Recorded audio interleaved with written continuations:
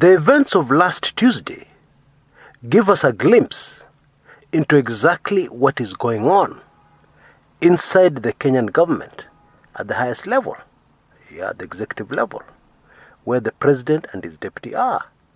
Actions and happenings, of course, always speak much louder than mere words, especially when they're coming out of a politician.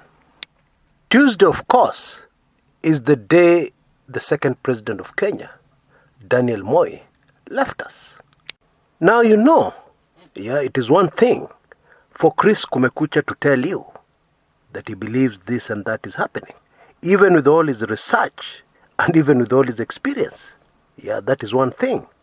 But it is quite another to see things unfolding in broad daylight and people acting strangely and in certain ways in broad daylight that clearly tells you that in fact what Chris Kumekucha has been telling you is just a tip of the iceberg.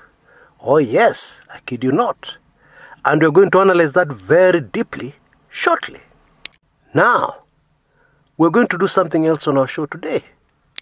When somebody passes on, no matter how insignificant they were, you expect to see changes. At that place, at that environment where that person, the late, operated. Even that poor beggar who sat at a very small corner of the market, occupying a very small space, when they pass on, there are going to be changes. Chances are that that small space they used to occupy will be taken up by somebody else. It is quite possible, because this is human life and many things can happen. And it is always a chain of events that leads to big events. It is quite possible that that insignificant beggar's death could have far-reaching consequences on the entire market. For instance, that space could be taken up by a crooked trader, who could deal with expired factory rejects, selling them very cheaply and attracting very many customers very quickly. And in the end, when people start getting sick because these are expired products and maybe somebody dies, it could end up in a situation where the entire market is shut down, as authorities investigate, exactly what happened. And all that started with a small event or seemingly small event of the death of a small, insignificant beggar. If somebody so small could trigger such major changes, how about somebody who was an icon? A giant, somebody who had tentacles spread to every part of the Republic of Kenya. What about if somebody like that died? Because that is exactly what has happened in Kenya. Moi, no matter what you want to think about him, no matter what bad things you want to say about him, true or not, it would be very naive of anybody to think that there will be no major effects and consequences on politics in Kenya. And so we're going to take a look at that. If you're a student of life, like I am, you will know immediately that death has consequences. How did the Arab Spring start? With the death of somebody, which affected many countries right across the globe. How did the First World War start? Or what triggered it? The assassination of somebody, the death of somebody. Anyway, let's get down to it. On the morning that former President Daniel Arap Moi left us, Deputy President William Ruto made a strategic decision very early in the morning. He decided that instead of joining the other leaders at the Lee Funeral Home, he would go straight to his office at Harambee House Annex and hold a press conference there and talk about the passing on of Moi. And in this way, nobody would notice that in fact is very much outside the very government where he's supposed to be inside. In fact, not just as anybody inside, but inside and at the executive level as the second in command.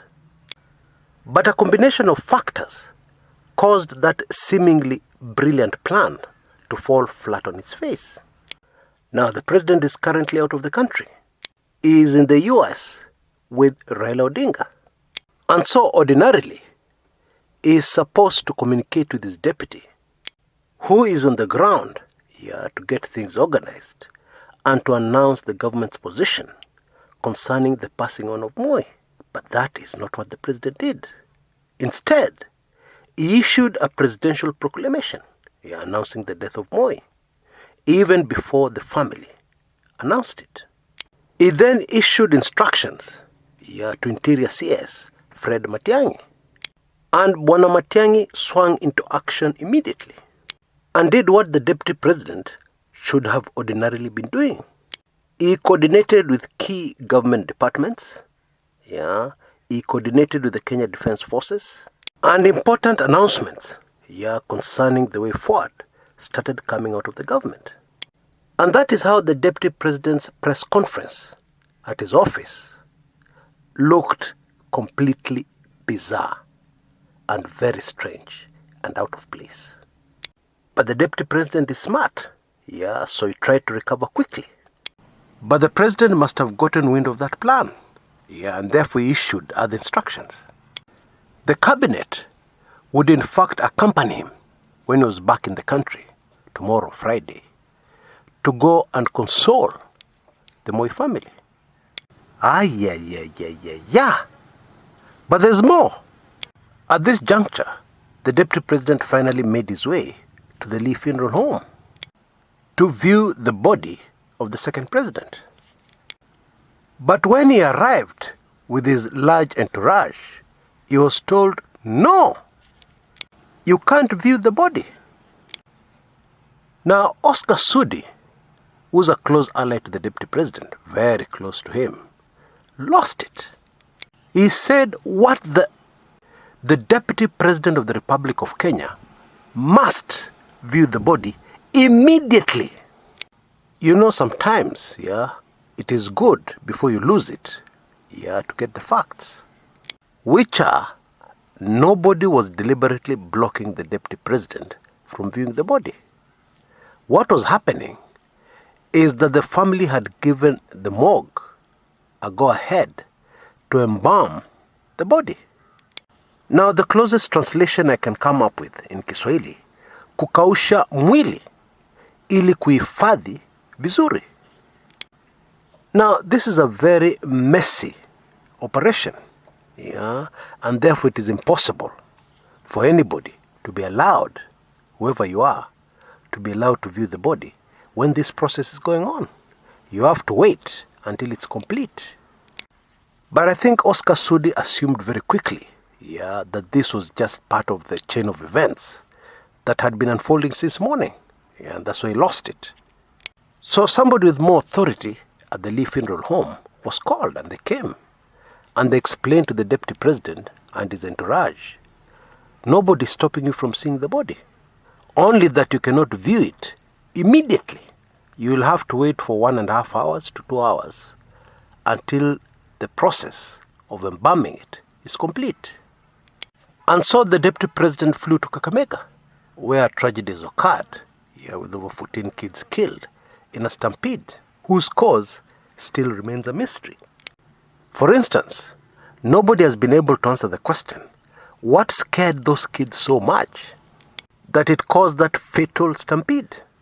Anyway, the deputy president went to Kakamega, to console the families, of those who had lost their children. And now, the only play he had left was to visit the family at Moi's Cabernet home in Nairobi. It's just off Gong Road. And for this one, he played smart. Instead of landing in Nairobi, like he would have done, and then getting his car to take him to Cabernet Gardens, the deputy president's helicopter was flown straight to Cabernet Gardens and landed on the garden of the home of the late President Moi. You can't have gatekeepers in the air. You can't have people in the air stopping you and telling you you cannot come in. And so the deputy president landed commando style in Cabernet Gardens. And of course the family of the late President Moi welcomed him. And we even saw a very stiff handshake with the president's son, Senator Gideon Moi. The two are bitter political rivals yeah, for the votes of Rift Valley. Yeah. Now, all those events speak volumes. Yeah, they tell us a lot about the current position of the deputy president. Clearly, he is being isolated. Yeah, he is not in the loop within the very government he's supposed to be bang in the middle of. Yeah, second in command. You know, during the reign of President Moi, there was a time for almost 6 months when the country did not have any vice president. Now that was very tricky because in the old constitution, the vice president was usually the leader of government business in parliament. But Moi fixed it very neatly, yeah, because he knew if he appointed one person, people would start speculating. So he got the leader of government business position to be rotated. Yeah, this week it was this person, Musalia Mudavadi, at that time. The other week it was somebody else, George Saitoti. And after a while, another character took over, and so on and so on. And the months flew by. No vice president. Now, for all intents and purposes, it seems that at the moment, President Uhuru Kenyatta does not have a deputy president. Yeah, if we are to take the events that I've just narrated of Tuesday, the president doesn't have a deputy. Because the functions of the deputy president on Tuesday were being carried out by one Fred Matiangi. That is very clear. Everybody saw it. But there's a huge difference this time round. One very obvious difference. You see, to this day, we have no idea what Moi was up to, not having a vice president for that long. But this time round, the message from President Uhuru Kenyatta, doing a similar thing, is very clear. The message to the deputy president is simply this: we don't need you, we don't want you. The upcoming impeachment motion, which we have discussed on this channel, comes to mind. Now, there's something super fascinating I want to draw your attention to here. When retired President Daniel Toroitich arap Moi was still alive, the deputy president tried several times to see him. A few days ago, I saw a report by another analyst that actually it is 3 times the deputy president has tried to see Moi, 3 times when he was still alive, and failed. But I know for a fact it is more than that, actually about double that number. The 3 that this analyst was talking about were the ones which were publicized. Yeah, there was an embarrassment of sorts. Yeah, so it came out as news. On the other occasions, it was a quiet thing.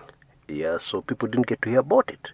Anyway, the issue here is, why would President Moi, the late President Moi, why did he refuse to see the deputy president? This is an even deeper mystery for those of us who knew Moi well. When it came to politics, Moi never took things personally. Never ever. In his wisdom, he knew how deadly such a mistake would be. Yes, I use the word deadly. Let me explain. If you're running a business and you take emotional decisions, the worst that can happen to you is that the business would fail, come crashing down. But if you're in politics and you make this mistake, you take things personally, you make emotional decisions, then the worst that can happen to you is much, much worse. You can lose your life. Indeed, many politicians have lost their lives that way. It is said that after the failed 1982 coup, when Moi realized, that his good guy approach would get him nowhere as the president of Kenya, and indeed could even get him killed, somebody summarized for him, in a small booklet, the world-renowned textbook for politics titled The Prince, by a man called Niccolo Machiavelli. This ancient textbook that teaches people how to get power and retain it remains very relevant today, and will remain relevant until the end of time, simply because as long as human nature still exists, the tips and tricks in this book will always work because they're based on human nature. If I can give you one quick example, one of the principles of Machiavelli in The Prince is make friends with the weak, but keep the strong at arm's length, when you're a leader. Now, this one is super fascinating because much has been said about the Moi habit of frequently firing and reshuffling government officials, including cabinet members. I remember even how people like former President Mwai Kibaki, when he was not president, used to get very irritated, and used to make fun of this Moi habit. In fact, in ridiculing Moi, many people used to say he used to do it out of spite. You know how people who are not very well educated are always insecure. And so they have to constantly keep on reminding you who is the boss. Now. This is one of the instances where people greatly misread Moi. In fact, this is one of the reasons why this man ruled Kenya for a record 24 years. Most people had no clue what he was about. People did not want to imagine, even for a second, that he was practicing Machiavelli techniques. Make friends with the weak and keep the strong at arm's length. Those Kenyans who are old enough then will remember that Moi would often drop a very powerful cabinet minister, politically powerful, and replace him with his rival, from the same area, same constituency, or from the same province.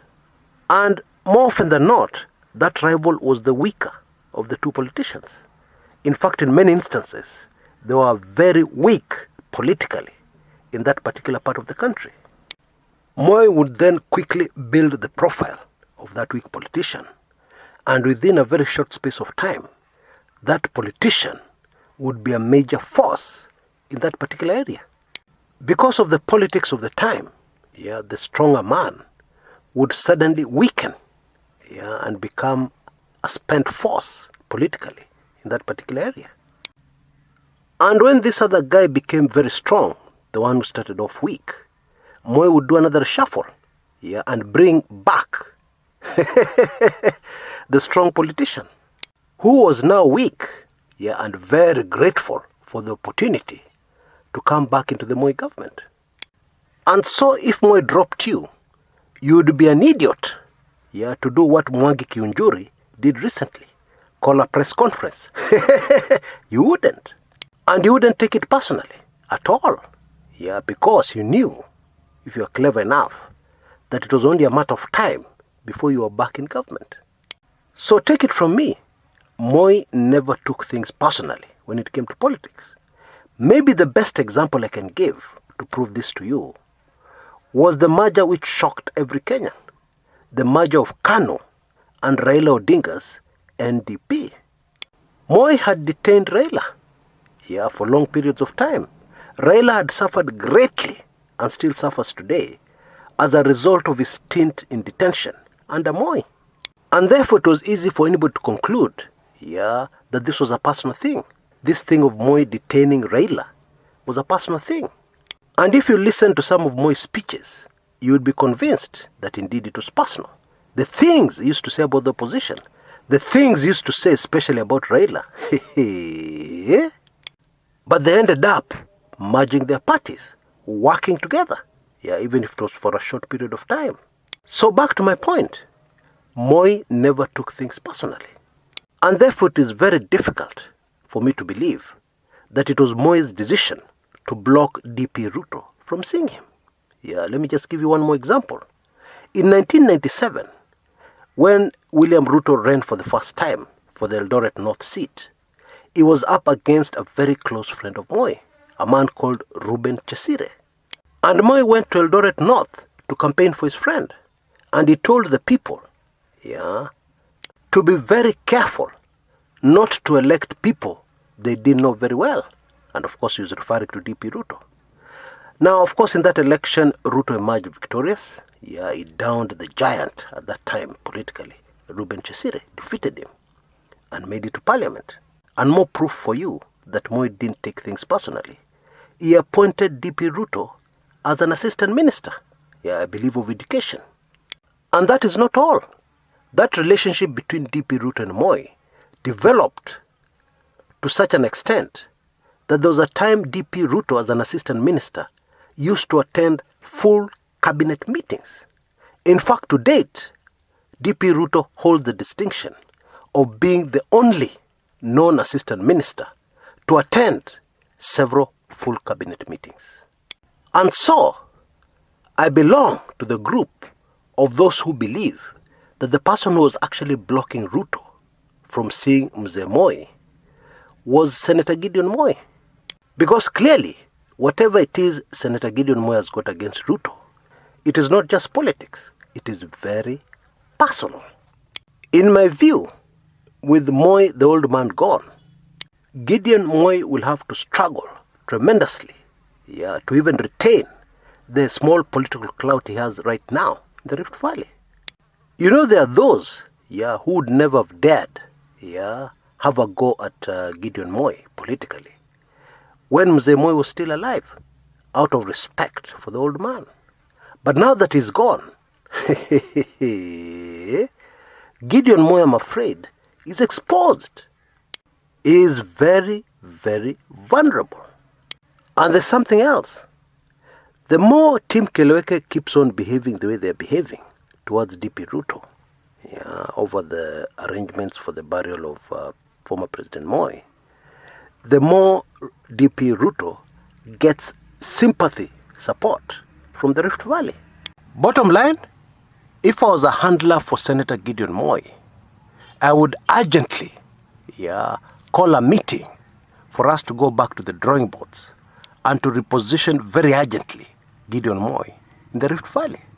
Because there is trouble, definitely there's trouble ahead for the senator. Serious political troubles. Now, I didn't want to say this, and I still say it very hesitantly. Not because it is not the truth. No, I'm just hesitant saying it. But let me just say it. It would not be far-fetched to predict right now that the passing on of former President Moi is the beginning of the end of Gideon Moi's political career. And that's not all. This is also the perfect opportunity for anybody who wants to be kingpin in the Rift Valley to make their move. They won't be kingpin tomorrow, but this is the perfect opportunity to launch their bid to be king of the Rift Valley. Because the deputy president has his own problems, very serious problems. And then the political battle between him and Gideon Moi is going to escalate, creating a perfect opportunity for a new kid on the block to emerge in the region. Somebody to step in and say, hey, hold on a minute. Is it fair for us as a community to be stuck in this duel between these two politicians? To be stuck in the mess that we've been put in by the Moi family and by DP Ruto? Maybe this is the time to start looking at other options, if we are serious about the future of the region. But I must quickly add, that's my view. I could be wrong. Indeed, I'm not from the Rift Valley. But going forward, there is something else much more important that affects the whole country, that could be a consequence of the death of President Daniel Toroitich arap Moi. And it is this. It makes the huge fortune of the Moi family very vulnerable. Indeed, more vulnerable than it has ever been. And I have a feeling that the government has already realized this. And this is one of the reasons why they're making such a big deal of the Moi send-off. State funeral, military honors during that funeral as a former commander-in-chief. Even Tuesday, the day before Moi will be buried, will be a public holiday, to give Kenyans a chance, to view the body and to go to a service, for the late president. Naturally, all this is supposed to lift Moi to that level where Kenyans will view the Moi family as untouchable. And it might just work, or it would fail to work. so that Kenyans start questioning the wealth of the Moi family and exactly how it was acquired. The Kroll report, which was commissioned by the Kibaki administration and which is gathering dust somewhere, may just be retrieved. May just be retrieved. I've chosen my words carefully.